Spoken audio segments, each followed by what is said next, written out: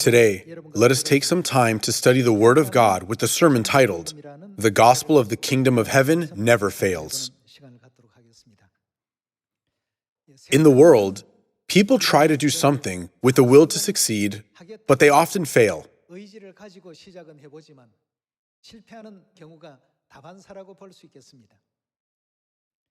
However, the gospel of the kingdom of heaven never fails. The reason it never fails is because God is the one who made the gospel and taught his children.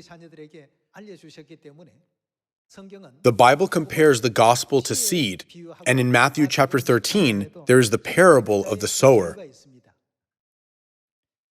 The gospel is likened to a seed. Have you seen an apple seed? Just by looking at the seed, we do not know how it will be transformed. It is the same with our gospel. Thus, what must we do to bear the fruits of the gospel? We must plant the seed. God said, "I will make them sprout, I will make them trees, and I will make the branches bear fruit. I will carry out all the process." Then, what should we do? When we ask God, God said, "Plant it and water it."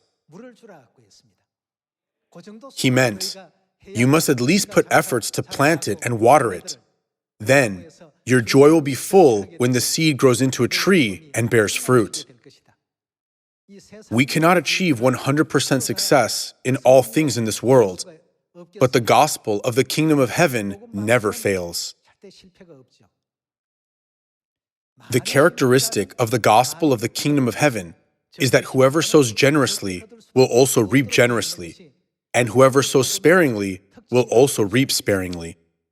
That is why our gospel never fails, no matter where the seeds of the gospel are sown.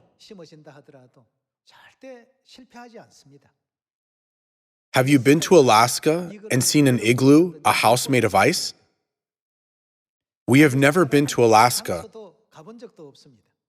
However, what did God do? Once we planted the seed of the gospel, the church was established. Even in the village of Seratung, in the high mountains of the Himalayas, what did God do even if you never set foot there? As the seed of the gospel was sown, didn't the members build the church buildings on their own and keep worship services? Also, in the jungle of the Amazon, starting with the chief, even the people who live there receive the gospel of God and are keeping worship services to God, aren't they? The seed of the life of the gospel of God has been sown there and is growing graciously. When we see this, we can confirm that surely our gospel never fails. Let's say I planted a seed of an apple tree. If I use physical force to pull it up to the top to make it grow faster, can it sprout, turn into a tree, and bear fruit overnight? It is not something we can do. It is something that God, who made the seed, does.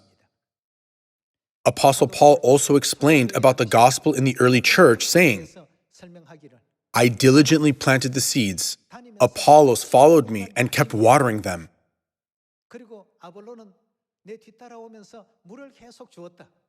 He meant, the one who waters and the one who plants are important. But if God does not make them grow, what is the point of planting and watering? Aren't they all in vain? Let's see 1 Corinthians chapter 3, verse 6.